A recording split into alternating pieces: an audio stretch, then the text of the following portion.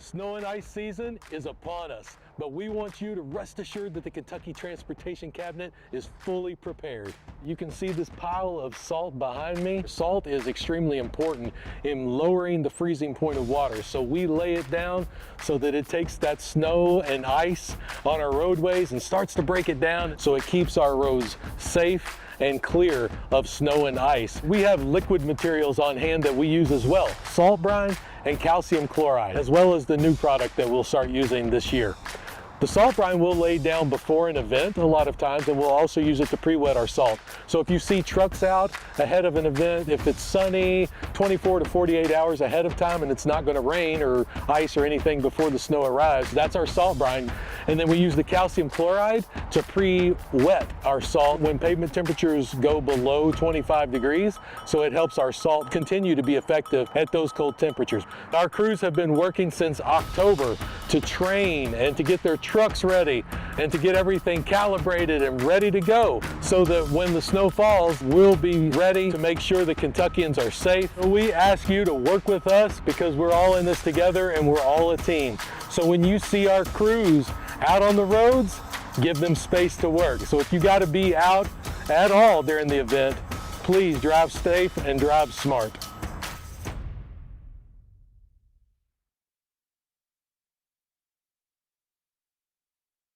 Hi, it's Rachel. Stay tuned. The Team Kentucky update will start soon. I just heard that in 24 states and Puerto Rico, there are Humana groups going out and helping their communities, but nobody does it like Louisville. Nobody does it like Kentucky. Thank you for being a shining example for this country and this world. Thank you all very much. Have a great day. We get it. It's frustrating when the license system's down, but we want you to know you have options, and we're doing all we can to prevent you from having a return trip. Customers can still get free vision screening, then get a passcode to renew online, or you can fill out renewal forms on site. We're also providing fast passes for those who need to return. Learn more at drive.ky.gov.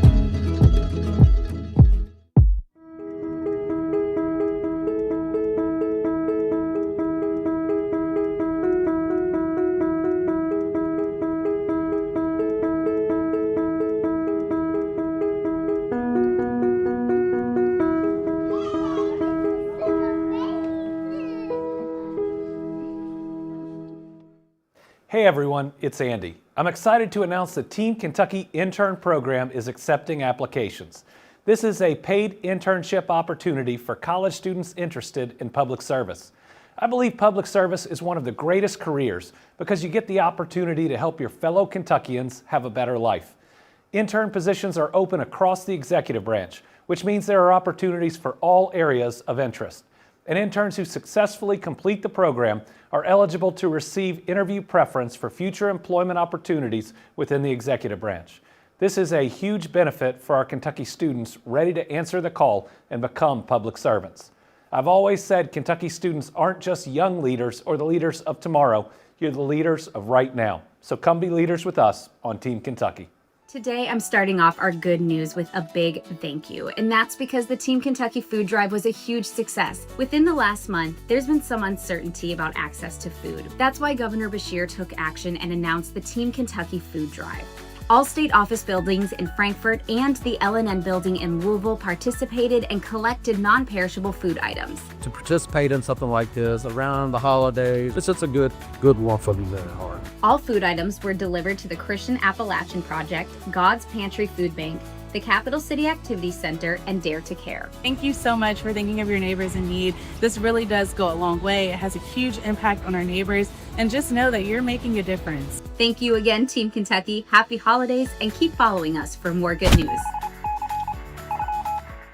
Places like Natural Bridge are a big part of what makes life in Kentucky so enjoyable. And I think everybody I've met on this trail today from 7 different states have seen that. At our parks, you see that spark of joy that comes with exploring Kentucky. So in recognition of our state parks and in honor of this centennial, we are thrilled to unveil the official Kentucky State Parks 100th anniversary beer. I encourage all of you to enjoy this special beer responsibly. and join us in raising a glass or a can to 100 years of Kentucky State Parks.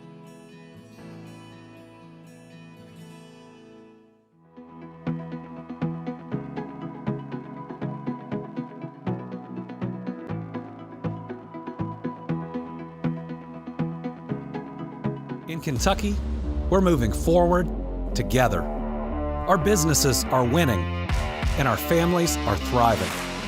Because Kentucky is a place where business is fast, but the pace of life is just right.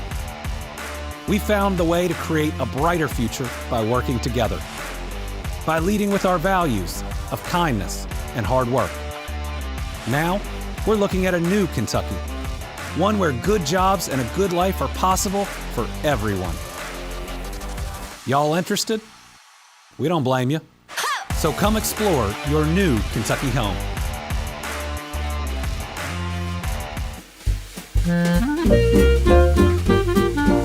When a bakery with your name on it opens up 2 blocks from your house, you think the world and the universe is speaking to you. Turns out it's just calling you to eat everything that they make. Almond croissants coming at you. Welcome to Andy's. Hi. This is Andy. Yeah. You're also Andy. I'm the other Andy today. Both Andys here to serve. You're making the breakfast sandwiches? Yeah. Well, let me say I personally appreciate you. Oh, thank you. Thank you for doing this. Of course. We got to have a little bit of fun and celebrate small business in Kentucky. Most jobs created every year in Kentucky are from small businesses. So we lift up Andy's, we lift up everybody else, we do all right. Thank you all. Wonderful, Governor. Just perfect, man. We got lots of pictures. Thanks for my very short internship. Oh, thank you. We're so delighted to have you. No, it was fun. It was fun. Yes, I spook easy. Bright lights, bad depth perception, sue me. All right, folks, it's that time of year.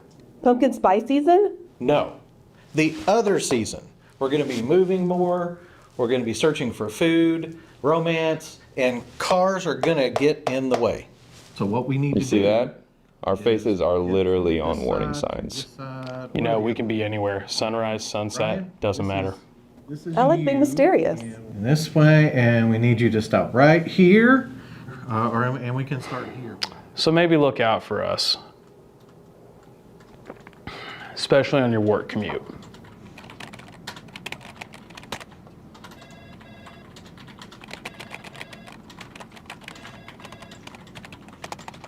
This isn't just a big project, because we went back and checked the books. This will be the largest single investment in the history of West Kentucky. Let's thank this company again. It's going to bring the Paducah Gaseous Diffusion Plant back to life. Now, with America looking to supercharge emerging technologies like AI once again, it's us, it's our Commonwealth and our workforce that's being asked to step up for this nation. This is the story of Kentucky. The energy produced from our lands and from the sweat of our hard-working people helped grow our nation into a global economic powerhouse. As excited as I am of what's going on in Kentucky, record economic success, we must recognize we are failing to provide our children with the good start they deserve. Pre-K for all is a step we must take to boost our economy, to strengthen our workforce, to better educate our kids, and to put more money in the pockets of our hardworking Kentucky families. It is a win, win, win for our people. I know it's the right thing to do. As a dad and as governor, there's nothing more important than making sure that all of our children at least have the opportunity to succeed. We need Pre-K for all to make sure every child in every corner of the Commonwealth gets that chance.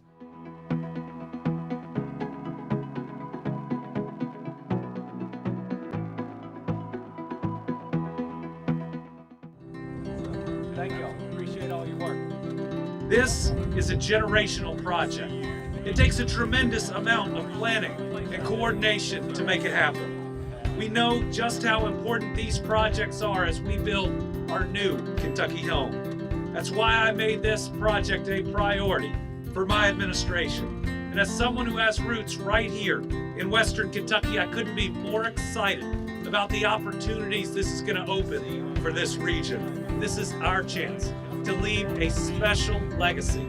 Our kids, our grandkids, and our great-grandkids are going to have more shots of pursuing any dream they dream of in Kentucky than any generation before them.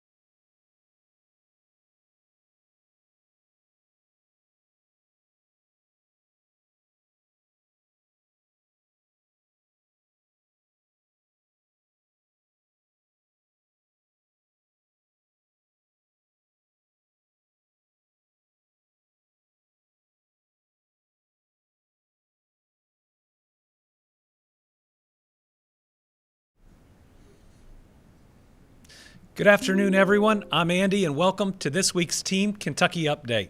Today, we're going to start by talking about infrastructure. I know I talk a lot about Kentucky's bridges, but that's because they're one of Team Kentucky's most important investments, especially the bridges we rely on. They don't just connect our roads. They connect our families to jobs, schools, and their communities. And we need to make sure that every Kentucky bridge is safe and dependable. Through Team Kentucky's Local Bridge Improvement Program, we're doing just that. Funding through this program gives mayors and county judges another way to fix or repair vital bridges that otherwise wouldn't fit in the budget. These efforts deliver safer, faster connections for drivers, businesses, and emergency services. So far in 2025, we've issued 4 rounds of funding totaling $32.7 million, and today I'm excited to announce another $6 million in awards. This will fund 12 new projects in 9 counties and 1 city across Kentucky. This work is a big deal, especially for 2 counties that have bridges that are currently closed, that these dollars will help reopen. To share more about these projects, we've got videos from several local leaders. First up, a word from Judge Todd Cooper of Ballard County's Fiscal Court. We're awarding Ballard County $372,000 to replace the bridge on Morning Meadows Road that's currently limited to 3 tons and does not have a viable detour. My name is Todd Cooper. I'm the Ballard County Judge Executive, and I just want to thank the state of Kentucky and especially KYTC for their hard work and their partnerships the last several years with our community, and not only our community, but statewide. You can see their work and the results of their work. And we want to thank the state legislature for taking this pot of money and carving it out and making it available for counties. So we want to thank the rural aide, Bobby Joe, Commissioner. She does a great job. She's great to work with. and we appreciate them very much. In that small branch in the central office in Frankfort, they do amazing work. We also want to thank the governor and his partnership and his care for the people of Kentucky. He's proved over and over since he became governor, he really truly cares about the people of Kentucky. He wants what's best for the people, and he goes to work, I believe, every day looking for ways to help each community that asks for help, and even ones that don't ask. I mean, he's looking for ways to help the state. So we're very appreciative. And we want to thank KYTC again for this award. It is the season of Thanksgiving, so we are thankful and grateful.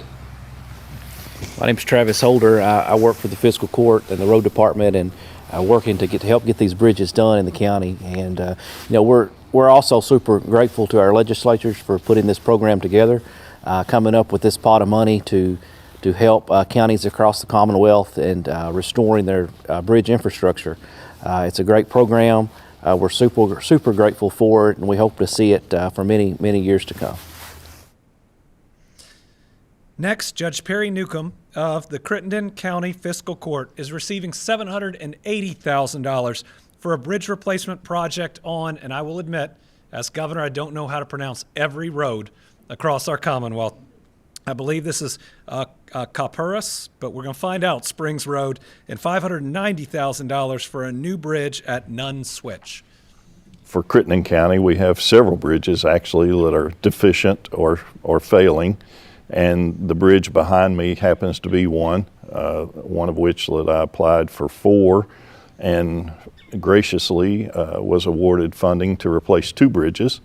And that's as a direct result of our legislators providing the funds to support this program across our Commonwealth, to our governor's office for his leadership in ensuring the program is carried through as it was intended, and of course our rural and secondary roads commissioner, Commissioner Lewis, and her staff for receiving all the applications, for going through the applications and determining need. And this truly is a program built on need. It's to fund some of the worst infrastructure across our Commonwealth.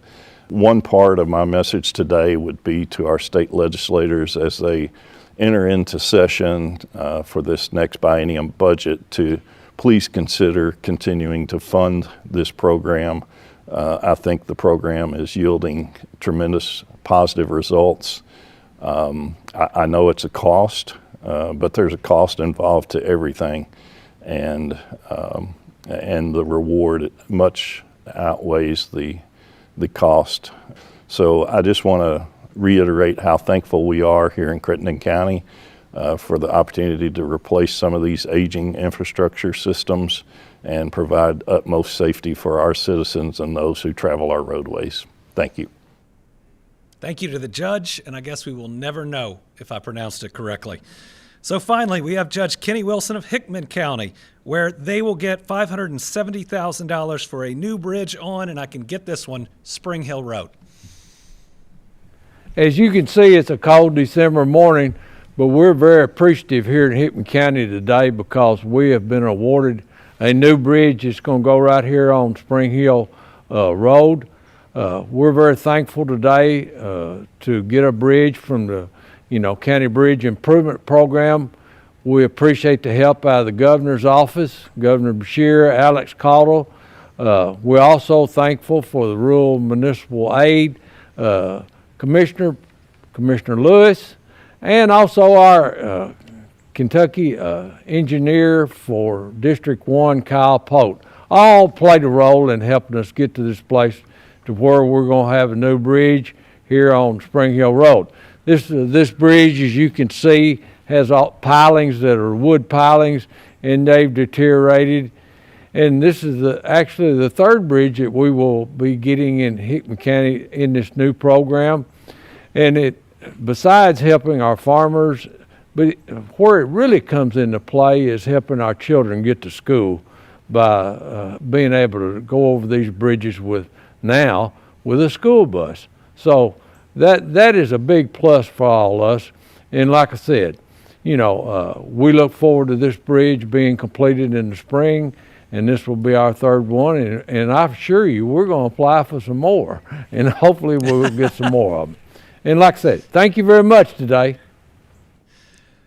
Well, thank you to all three of the judges for submitting those videos. I think Judge Wilson, who does a great job at Hickman County, talking about how it'll now allow the school bus to drive over the bridge once replaced, is such a powerful example of why this program is so important. Including today's awards, we've now funded 87 bridge projects for a total of $38.7 million. So today we also have a great update on how we're going to help Kentuckians around the Covington, Northern Kentucky area. We've got a lot of positive work going on in Northern Kentucky. Economic development is booming, and we have two major projects going on through KYTC right now. The Brent Spence Bridge Corridor Project, which will help Kentuckians, travelers, and our nation's commerce, as well as the replacement of the KY8 Licking River Bridge.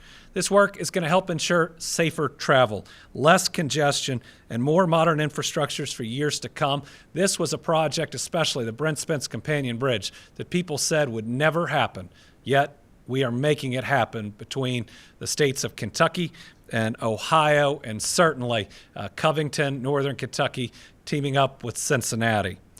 But we also know that it can cause some difficulty. We know that folks in business can be impacted during the construction stage. So Team Kentucky is awarding $750,000 to the city of Covington.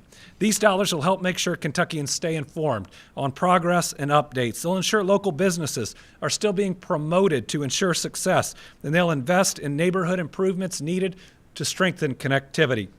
With us today is Mayor Ron Washington of Covington. Mayor, would you join us to say a few words?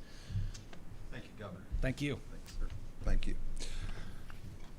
Good afternoon. I want to begin by expressing my sincere gratitude to Governor Beshear and Secretary Gray for their continued partnership as the city prepares for construction to begin on the Brent Spence Bridge project and the 4th Street Kentucky KY8 bridge.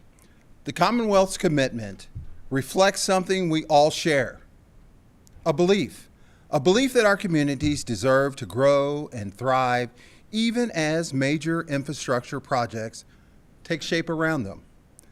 Covington is at the center.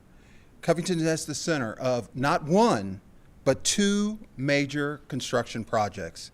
These investments will reshape our region for decades, but we also know they bring real challenges to our residents, neighborhoods, and especially to our small businesses. That's why this funding matters.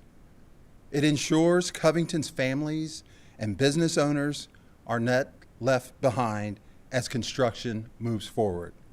Over the next 5 years, these dollars will support our Bridging the Gap initiative, helping us keep people informed, strengthening access to local shops and restaurants, and improving neighborhood connections during every phase of construction.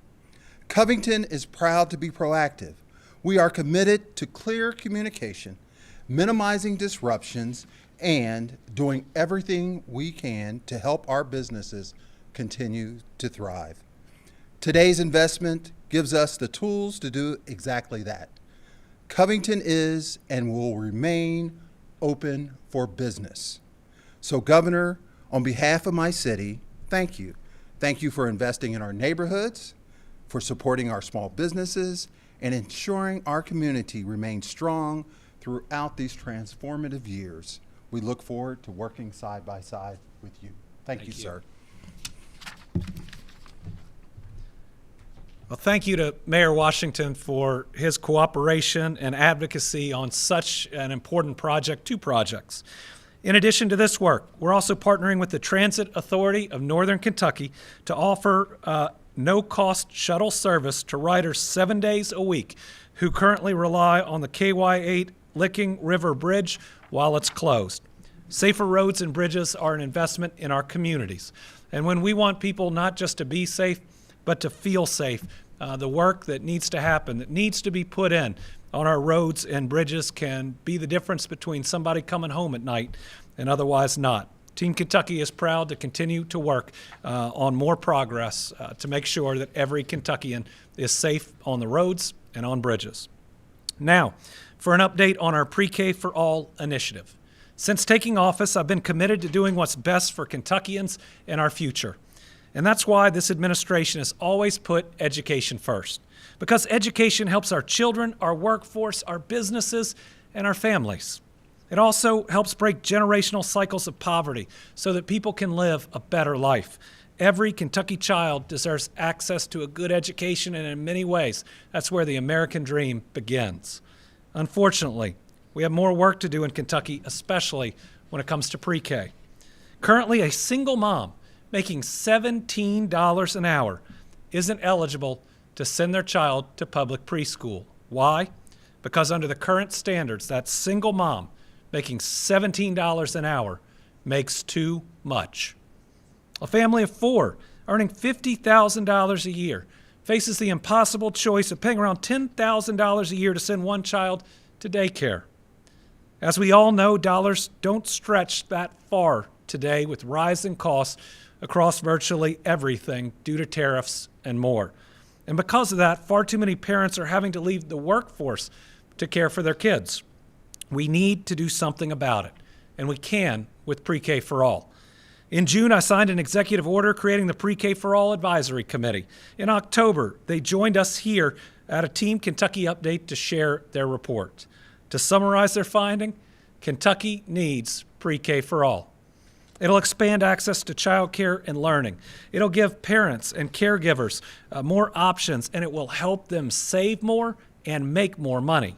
It'll create jobs, and it'll boost our workforce. And if that wasn't enough, we also have the backing of numerous local leaders, businesses, teachers, and Kentucky families. Over 65,000 Kentuckians have reached out to their state legislators asking them to support Pre-K for All. 63 county judge executives, the majority of whom are Republicans, also sent a letter asking the General Assembly to expand Pre-K. And 34 mayors representing cities in every region of the Commonwealth, they did the same. Pre-K for All also received a full endorsement from the Kentucky Association of School Superintendents. And today, I'm proud to share that our business community is continuing to speak up and support. Just moments ago, more than 43 local and regional chambers of commerce and their presidents sent a letter to members of the Kentucky General Assembly requesting their support for Pre-K for All. The teams who sent this letter include Greater Louisville, Inc., Ballard County, Bracken County, Lincoln County, Bowling Green, Scott County, Floyd County, Manchester, and Clay County, and many more. Why? It's pretty simple. Pre-K for All is good for business. It's expected to grow Kentucky's workforce by up to 70,000 people and help our businesses, our families, and our economy thrive. But if you question, you don't have to take my word for it. Today we have 2 regional chamber presidents with us to discuss the need of the Pre-K for All initiative. First, we have Jason Sloan, the president and CEO of the Morehead-Rowan County Chamber of Commerce and Economic Development Council. Jason has more than 20 years of experience in economic development and workforce development, and his wife of 24 years, we're only at 19, Brittany and I, his wife Allison is also a teacher. Jason, if you join us for a few words. Thank you. Glad you're here. Thank you. Pre-K for All is essential economic infrastructure for Kentucky.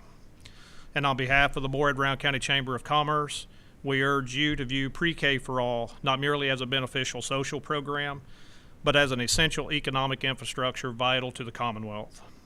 Our region, like many others, struggle with low labor participation rates, a crisis exacerbated by the severe lack of available affordable child care, a situation particularly dire in our rural communities where child care deserts are most common.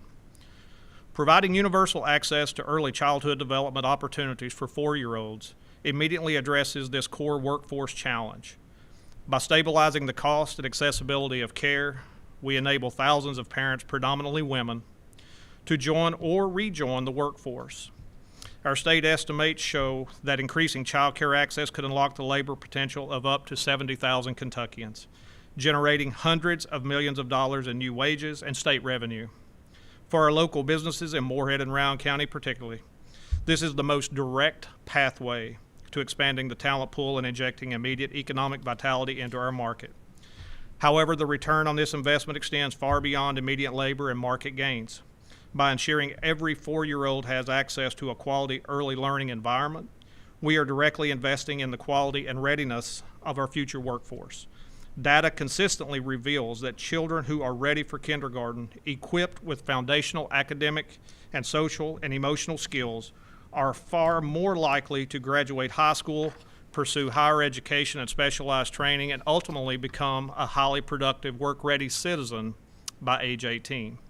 This long-term educational trajectory is what truly sustains economic development. Every dollar invested in high-quality pre-K generates significant returns that cycle through our state economy, decreasing future costs associated with remedial education, unemployment and crime, and investing in pre-K is the smart, strategic business decision that secures not just the next fiscal quarter, but the next generation of prosperity for all Kentuckians, urban and rural communities alike. Governor, thank you. Thank you to Jason, and thank you to Allison for all she does for Kentucky's kids.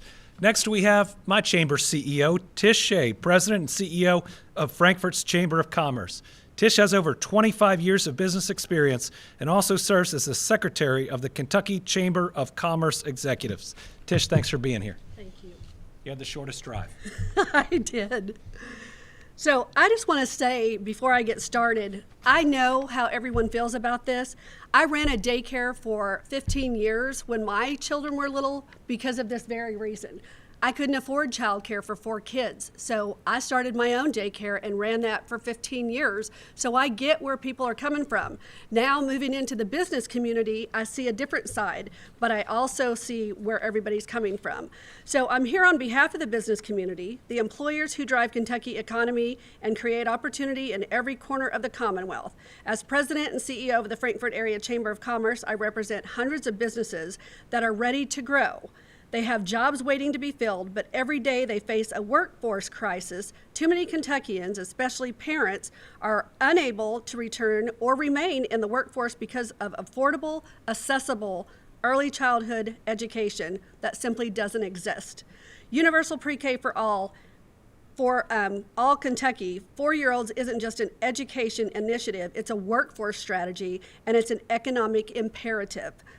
This is about jobs for our business community. We estimate that 40 to 70,000 Kentuckians could rejoin the labor force if pre-K were widely available. That's a game changer for small businesses, manufacturers, and companies considering Kentucky for their next major investment.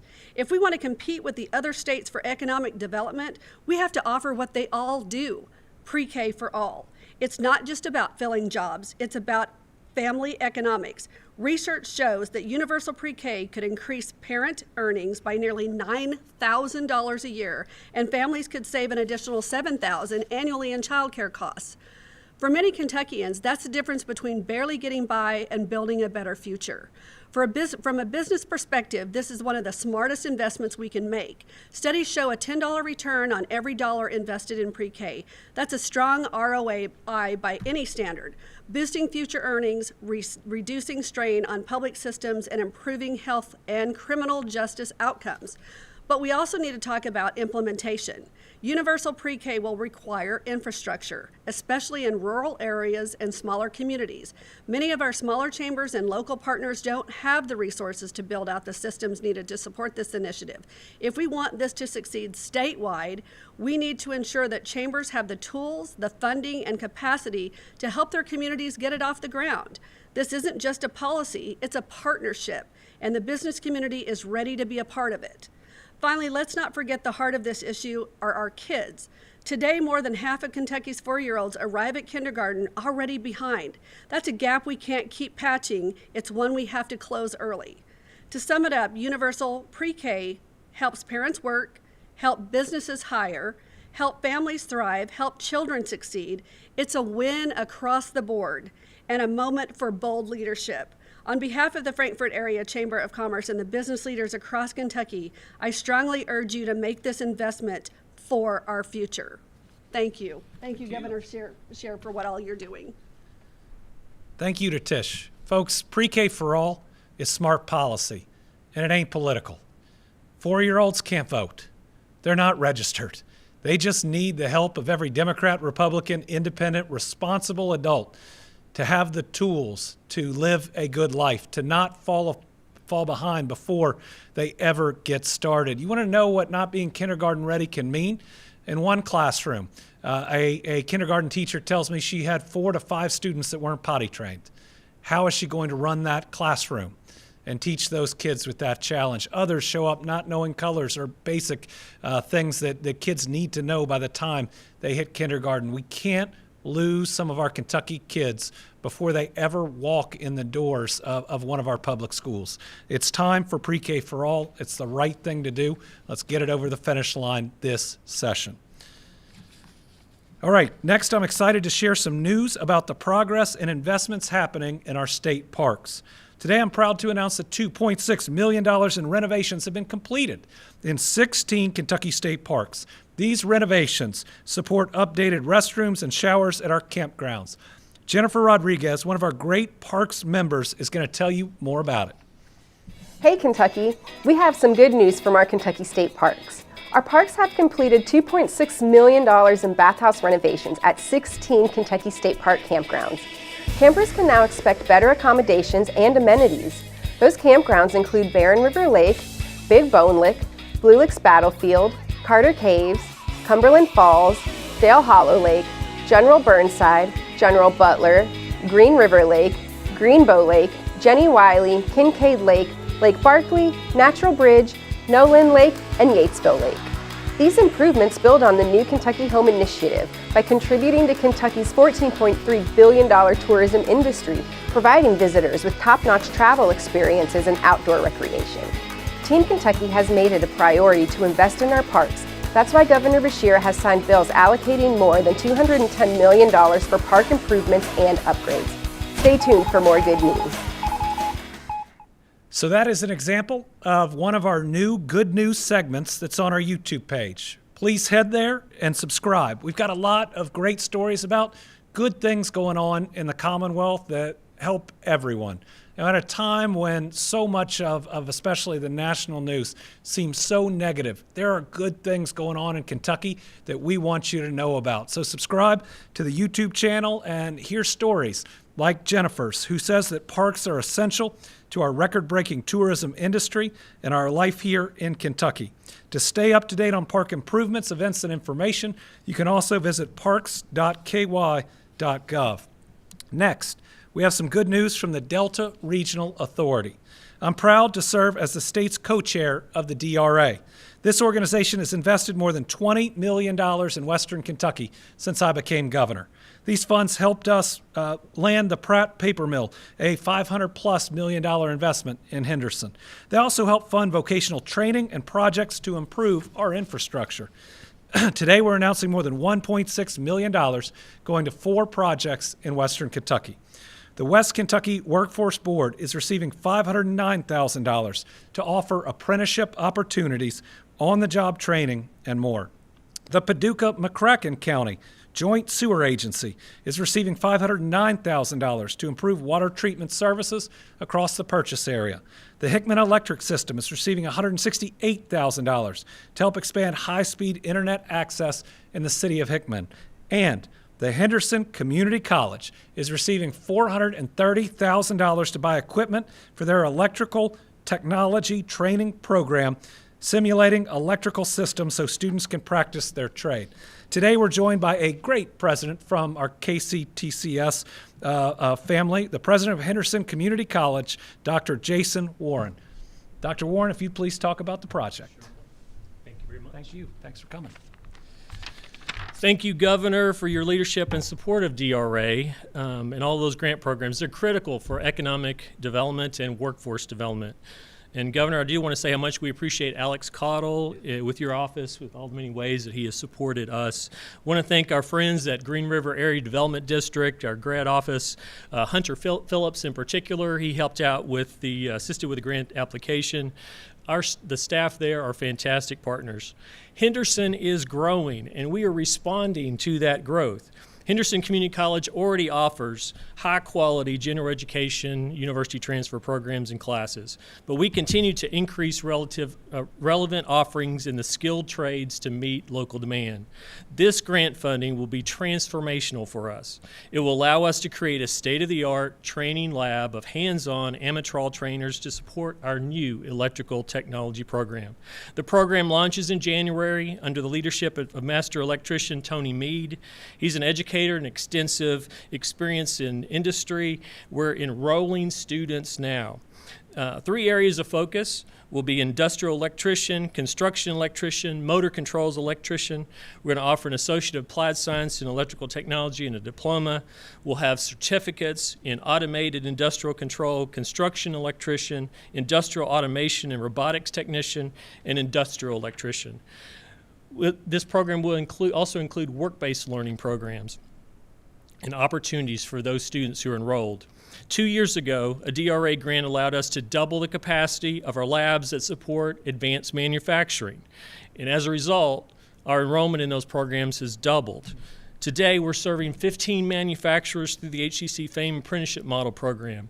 This grant will be just as transformative. I'm excited about how our new electrical technology program will help better serve Henderson, Union, and Webster counties. It'll also complement that existing program in industrial maintenance as we add more multi-skilled technicians to the local workforce.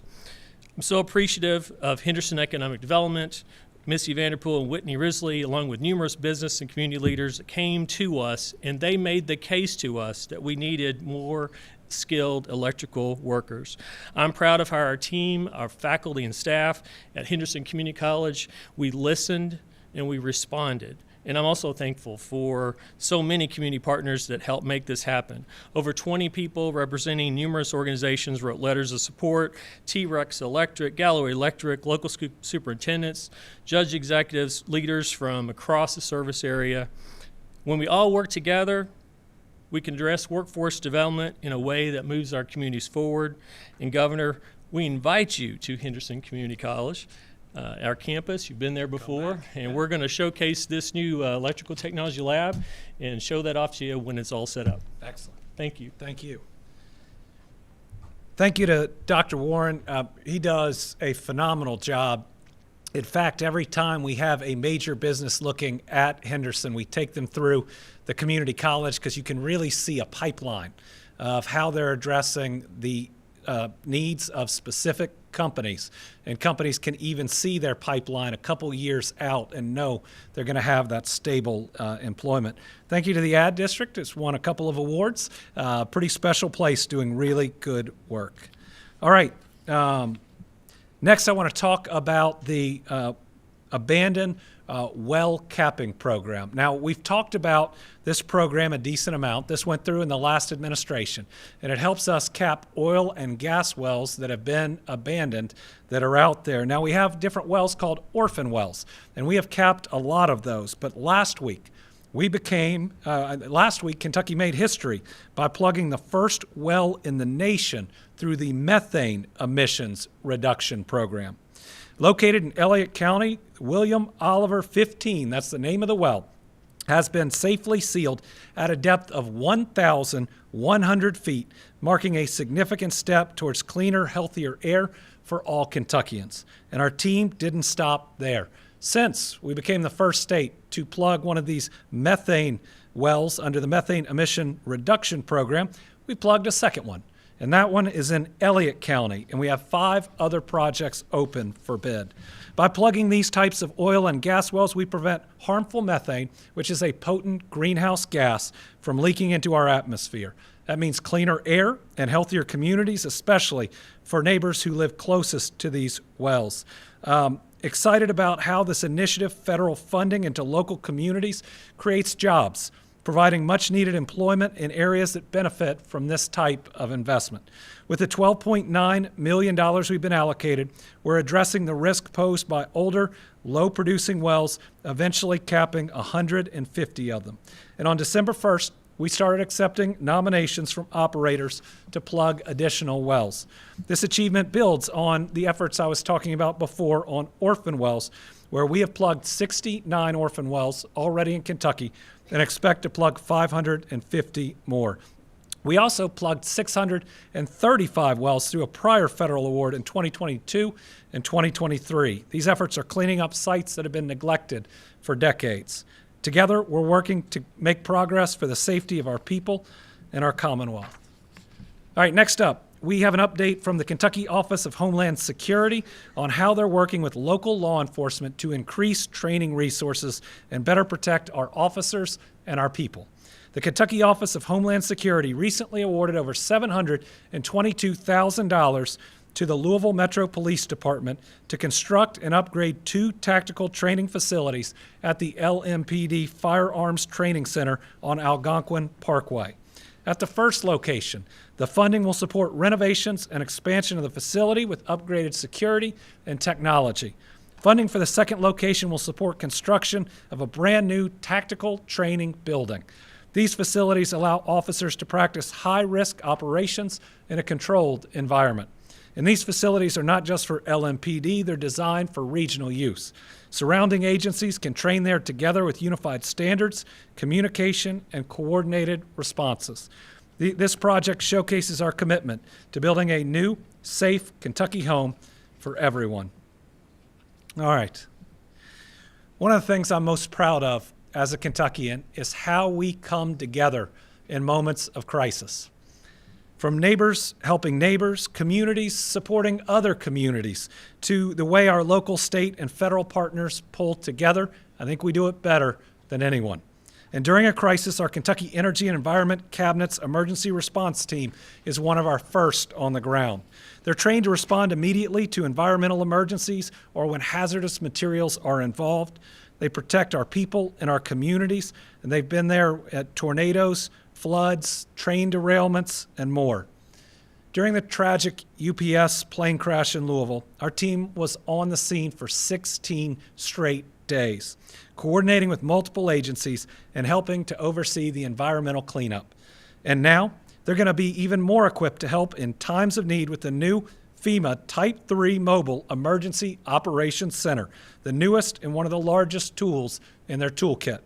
Replacing a 20-year-old mobile unit, this new state-of-the-art unit has radio frequency communications to coordinate with other agencies, cellular internet access, technology to allow real-time monitoring of equipment, and more. Team Kentucky directed nearly $300,000 to this vehicle because it's a crucial way we can better serve Kentuckians in a time of crisis. I got to see this vehicle for the first time this week, and what struck me is how proud the workers at the Energy and Environment Cabinet are at their ability to serve Kentuckians at possibly their most dire moment, and how excited they were to have these extra tools to be able to do even more, even faster. See, we believe in Kentucky that every emergency that we go through, at the end, we got to ask the questions, and all the questions. Why? Because we've got to learn at least one thing from each emergency response that helps us do a little bit better the next time. Somebody's life is depending on it. And because of this investment, because of these hardworking members of Team Kentucky, I know our Commonwealth will be better protected the next time the disaster strikes. All right, next up, we have Dr. Stack, who's going to share this month's goal for our Healthy Kentucky Home Initiative. Good afternoon, Team Kentucky, and thank you, Governor Beshear. So I hope you all had a wonderful Thanksgiving, but after our indulgences last week, it's probably a good time to remind ourselves that in this second year of the Our Healthy Kentucky Home campaign, we're going to continue our mission to promote simple, attainable lifestyle changes and goals that help everyone achieve better health and wellness by eating at least 2 servings of fruits and vegetables every day, exercising at least 30 minutes 3 times per week, and remaining socially engaged to stay socially connected. Here in Kentucky, we take pride in caring for each other and believe folks shouldn't have to struggle to find help when they need assistance with health care, food, housing, employment, and other essential needs. For generations, Kentucky has offered programs and resources to meet the needs of these people. One of these is Connect. In 2025, more than 125,000 Kentuckians found health insurance for themselves or their families through Connect. Now, if you'd like assistance with exploring your health insurance options, Connect also helps link Kentuckians to connectors. These are trained professionals who provide free and unbiased guidance to help you enroll in health coverage and benefits, such as Medicaid, Kentucky Children's Health Insurance Plan, qualified health plans, and nutrition or child care assistance programs. Licensed insurance agents can also assist at no cost to you in choosing a good plan for you. Whether you're looking for an individual plan, family coverage, or help paying your premiums, now is the time to act and let Connect help link you to trusted options. By visiting the Connect website at connect.ky.gov during the open enrollment, you can find a plan that fits your needs. Open enrollment through Connect is happening now through January 15th, 2026. Just as an aside, last year 90,000 people got insurance during the open enrollment period. We're just over 80,000 as of a few days ago. So we've got just under 6 weeks to close that gap and try to make sure that even more Kentuckians this year get coverage through the open enrollment period than last week. But don't wait.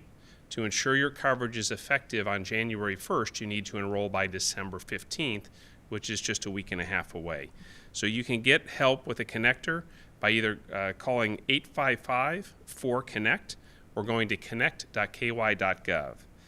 And then Connect offers more than just quality health insurance. It connects Kentuckians to real and practical support. Through the Connect Community Resource website, you can search and apply for many different types of Kentucky assistance programs.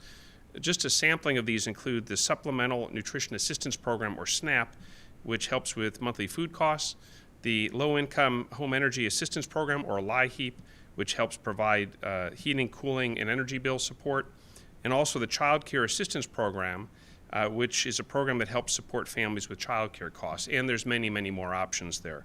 Community organizations can also add or update their listings to help more Kentuckians find their services. Whether you need coverage, support, or local resources, Connect can help. So please visit connect.ky.gov/benefits. You can also go to the Our Healthy Kentucky Home website and find a link there.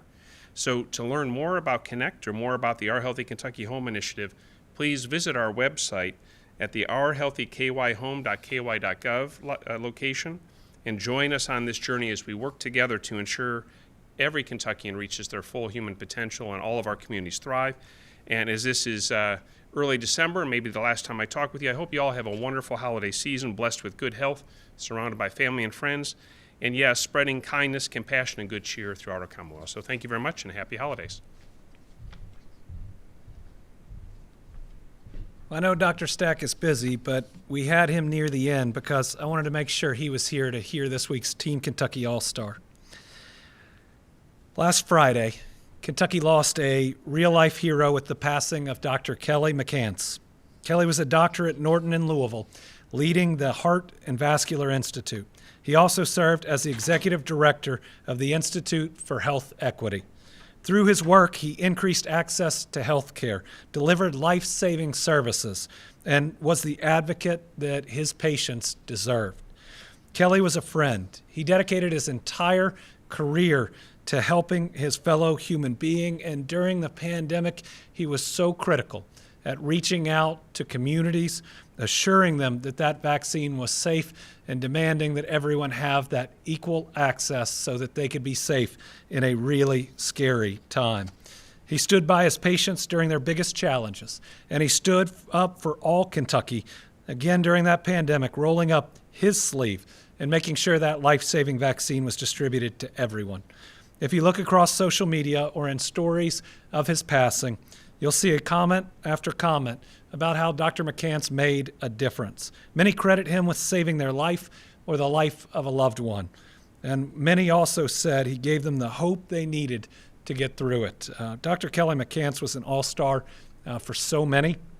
This week we're honoring him, his impact, and the impact of his life. We're thinking about his family during this tough time. It's a tough loss for Louisville, a tough loss for Kentucky, somebody I spent a lot of days with, and we were so much better off every day that he was here on earth with us. All right, with that, we will open it up. We have one journalist here in studio, which we appreciate, and we got a whole bunch on the phone, so we'll start with Carolina.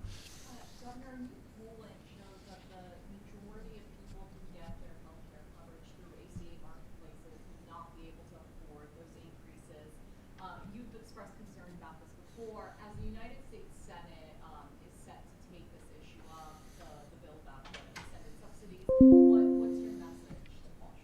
Well, that the U.S. Senate and House needs to extend the tax credits that help people afford health care on the ACA. I mean, the idea that this Congress would vote to extend tax cuts for the wealthy, but not tax credits for hardworking Americans so that they could see a doctor, that's just wrong.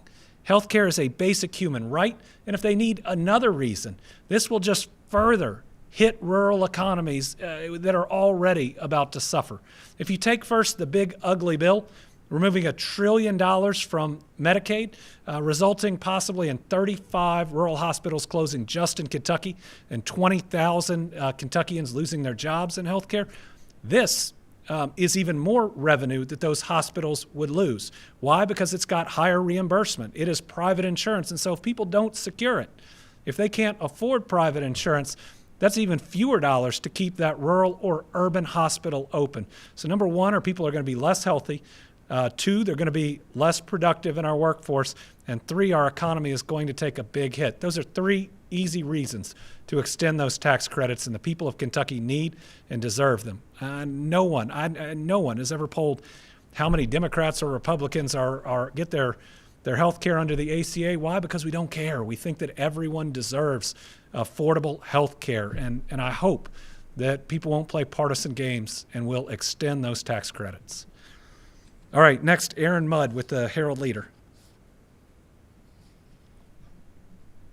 Thank you, Governor. Can you give us an update on the status of Kentucky's medical marijuana program and when dispensaries will open and sales will begin? So I believe within the next couple of weeks that our first dispensary will have product on its shelf. That is the Ohio County dispensary that we think will be the first, but we believe it's going to scale up very quickly from that first moment. So right now, if you look at electronic practitioner certifications, 23,757 Kentuckians have e-certifications through the portal to be able to access medical marijuana. If you look at them by condition, 1,756 is cancer, chronic nausea, 930, chronic pain, 15,412. These are people that might have otherwise been taking opioids, which is one of the reasons that we've pushed this program so hard.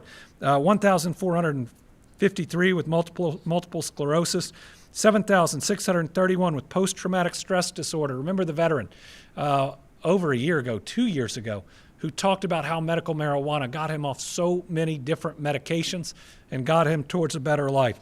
749 for seizure disorders. We look at business licensing, 80 total businesses licensed, 16 cultivators, 10 processors, 48 dispensaries, 6 safety compliance facilities. We look at practitioners, 506 now.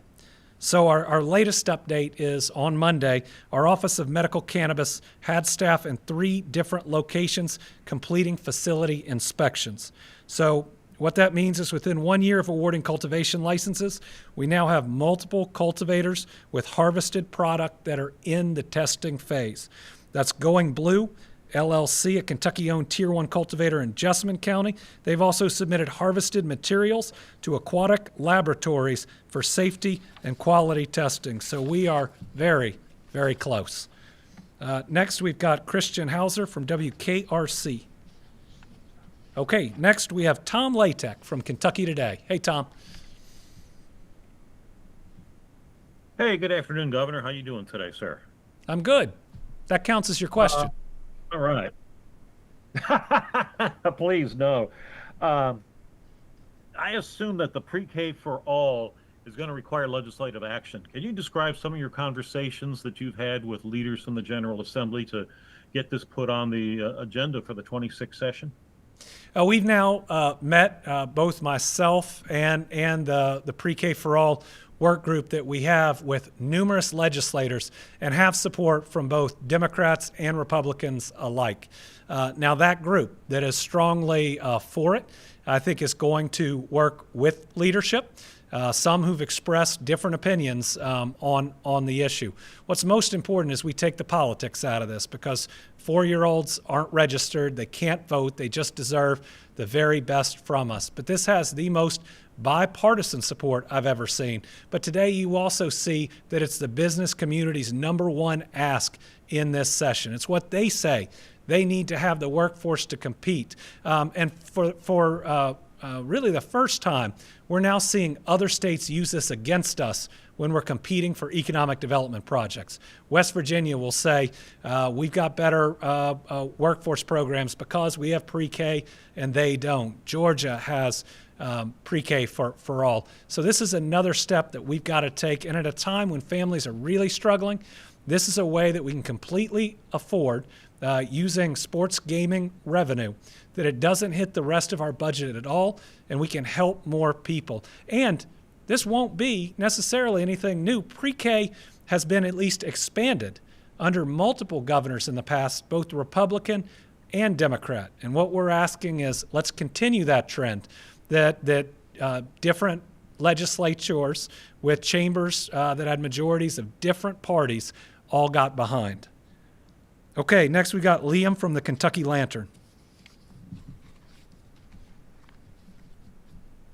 Hi, Governor. I wanted to ask about just a question about related to foreign policy. Recently President Trump has his administration have paused immigration applications from a number of countries, have moved to remove temporary protected status from another number of countries, including specifically the country of Somalia, which he's made, the president has made comments this week that have been labeled by some Republicans and many Democrats as either offensive, xenophobic, dangerous. On Wednesday, he accused Somali immigrants of destroying the country. I was wondering, what do you make of President Trump's rhetoric this week, and also do you support or disapprove of his moves regarding suspending immigration applications and removing temporary protected status to a number of countries? Yeah, President Trump's comments this week were hateful, were offensive, and were certainly not presidential. The idea that you would call different countries, bleep hole countries, come on. Be a decent human being. Try to set an example for kids that are out there. How about not cursing on national TV? Meaning that kids suddenly can't watch their government function. And the idea that a president would do this is, it's unfortunate, but we shouldn't be surprised. This is a guy that went to the United Nations and was so mad an elevator wouldn't work. He told European countries that their countries were going to hell to their face.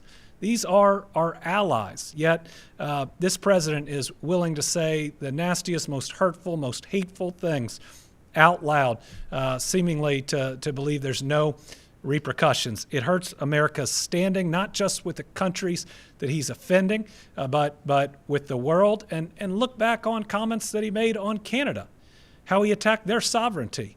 And now you see tourism down in Las Vegas, you see bourbon taking a hit in Kentucky. How a president acts has repercussions on foreign policy and on our domestic economy, which he's already hurting enough with tariffs and the big ugly bill. As to his recent pause, I think we've got to point out that at least some of the most recent actions came after we had 2 National Guard shot, 1 killed in Washington, D.C. First, we are thinking about both of their families. The young woman who died was just 20 years old, and she deserved much, much more time on this earth. We need to make sure that the vetting that we are doing is effective. I don't have a problem with anybody looking at what that vetting is, but it ought to be a short window, and we should not pull back from programs where we promised people that we would provide them protection if they would help protect us. There were a lot of Afghans that protected our troops, that helped our troops when we were in that country for a long period of time, and they were made promises. We need to be a country that keeps our promises. We also need to understand that there are times where we need to take refugees, where they are fleeing from murder, from death, from attacks and assaults. We've got to make sure that we are, yes, a country that does this safely, that protects our people, that protects and has real borders, but one that also shows the world a level of compassion that allows us to be the type of leader that the world needs. Josh James, WUKY. Good afternoon there, Governor. There is obviously still an appetite among Republicans to continue lowering the income tax, and some different signals there on whether they might try to change the triggers or decrease by smaller percentages. Do you see any room for further reductions in our current economic situation? And if I could tack a second question on there, could you clarify whether Kentucky intends to give the USDA the names and immigration status of people receiving food benefits, and should Kentuckians prepare for another possible loss of SNAP benefits? Yeah, Kentuckians aren't going to lose SNAP benefits. It would violate a court order that's out there. Let me just say this is a little bit bizarre because we've already litigated this and won. So it was last May, the Trump administration sent out what we believed was an unlawful order that we were going to have to turn over all of the private personal information of all our Kentuckians that are on SNAP. Information that the federal government isn't entitled to under law. And just think about how hard we all protect our personal information. It used to be that Republicans didn't think that the federal government ought to have all of your personal information at any time for any reason. And Josh, the stated reason was not to detect fraud. It was about immigration and wanting to use the information for immigration purposes. So we went to court, and since September, I believe, we have had an injunction where the court said, no, that's unlawful. The law doesn't allow you to require states to turn over that information. They didn't, I don't think they're currently appealing that, so it's in place. But last week we get a letter, and it doesn't threaten our SNAP benefits. It says, well, we now have these extra security protocols. So will you turn over that information? And if not, tell us why by this date. So we, as a group of states, were working on responding to that when in the televised cabinet meeting, which is something, Brooke Rollins comes out and says, oh, we're going to cut them off if they don't send us the information by that date. You know, I guess everybody tries to puff up and look strong during a cabinet meeting, but they hadn't even threatened that at that point in time, and that would violate a court order. So I'm sorry that the theater of the Trump administration and everybody somehow wanting to make threats to take food off of people's tables is so popular for this Trump administration. But that is not what the letter to us said. We're willing to go back to court. We've won this before, and we'll win it again. But this is one more example of how the Trump administration is willing to let people starve for political purposes. It's just wrong. They ought to knock it off. And then the other question, before I answered the second one a lot longer, remind me of that, Josh. Oh, I can't unmute myself. There you go. You're on. Am I on? Yeah. It was about Republicans continuing. Republicans continue to want to lower the income tax, and different signals on that. But do you see any further room for reductions right now? We're going to figure out if our Republican state legislators are people of their word or not. Because when they passed a law on decreasing the income tax, they said we're going to set guardrails, and we will only decrease it if it meets those guardrails. And because we had a healthy economy at the time, a number of Democrats voted for it because they were promised those guardrails and that Republicans would not otherwise try to lower it if they weren't met because of the damage it could do to our economy. The Democrats that voted for it wanted those safeguards to make sure we didn't have what happened in Kansas, where Governor Brownback, their former governor, cratered their economy. They didn't have money to improve roads. They didn't have money for economic development. And their school system was so underfunded, the Supreme Court called it unconstitutional and forced the legislature to raise taxes. If the state legislators try to come in and now change the rules from the rules they promised would be the rules, we're going to know if they're willing to keep their word or not. Now, what we're going to see in this next budget is that revenue is flat or just up a little bit, but the costs are up a lot more than that. That would further exacerbate that situation. And I think what we need here is what we need in just about everything in life, and that's balance. We need balanced sources of revenue because we have programs that are so important. I mean, if we have to make massive cuts, what happens to different programs? We just saw a number of Republican state senators get really upset when it took us a while to find an extra, $10 million for senior meals over and above what was budgeted in a budget where we had more revenue. So I hope they'll be thinking about food assistance, about the extra challenges that people will face and how important some of our programs are in this next session. Alexandra Goldberg. Thank you, Governor. We're 1 month out from the UPS plane crash. Are you satisfied with the response from UPS and how the company is handling the victims? Yeah, I think that remains to be seen. UPS was there early. They've created a large fund.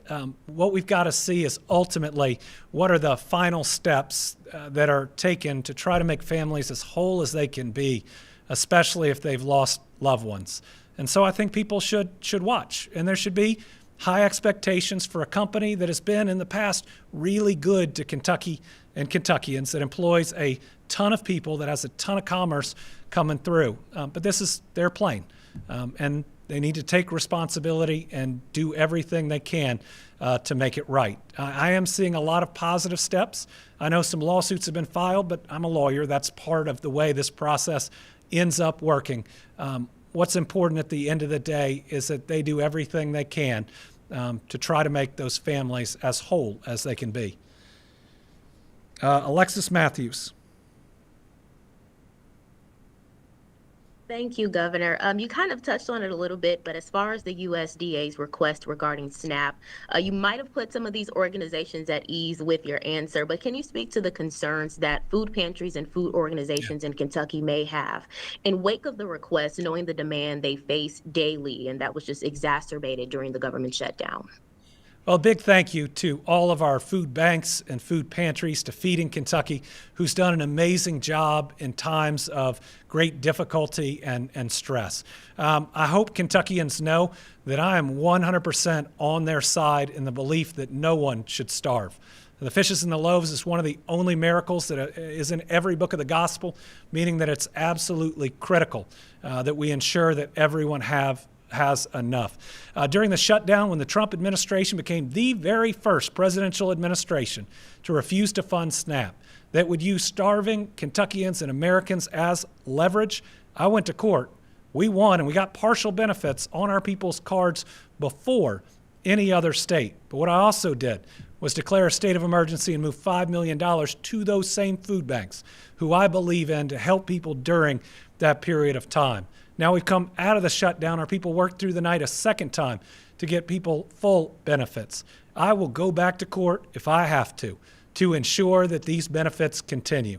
The Trump administration has a ruling saying they cannot cut off benefits because states don't provide personal information that the federal government is not entitled to. My job is to protect Kentuckians, to make sure they have enough to eat, but that their personal information is protected the way we promised them they'd be. Thank you again to all of our food banks for your great work. Thanks to the National Guard for the extra help they provided. And finally, Isaiah Kim Martinez, closing us out from WHAS. Your story at 4 o'clock is Leonard Hamilton. Governor, just a question about data centers here. I know it's kind of been a big topic. We've seen more proposals, and then there have been, of course, conversations about whether people's rates will go up. What's your stance on the sort of boom of data center proposals and potentially people paying more to support them? Yeah, so data centers and AI are going to be a part of our American future. We can't deny that. We need to make sure that we have appropriate regulations in place so that it is produced and used responsibly. When it comes to data centers, these can be advantageous for a community, or they can be disadvantageous for the community.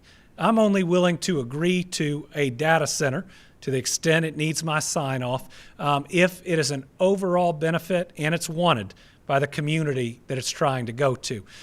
Really, there are a couple things that I think about. First, they cannot move the costs of electricity to our families in the surrounding communities. If it will raise people's rates to get the data center here, I don't support that specific data center. But let me tell you, there are multiple groups out there that are willing to produce their own power, pay for their own power, and ensure that people's rates aren't going up. Second, they need to pay a reasonable share of taxes.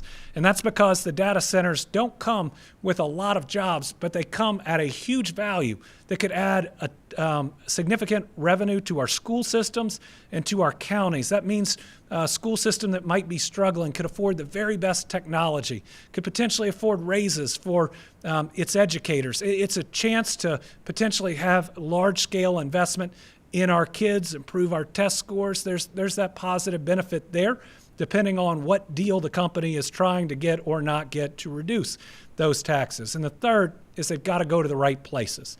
A community has to be fully informed, and a community ultimately, on the whole, needs to want these data centers. I believe that that's the type of balanced, reasonable approach that will help Kentucky be a part of this future economy, but ensure that each one that we agree to, we receive the benefits out of, and that overall we know our people are better off because of them.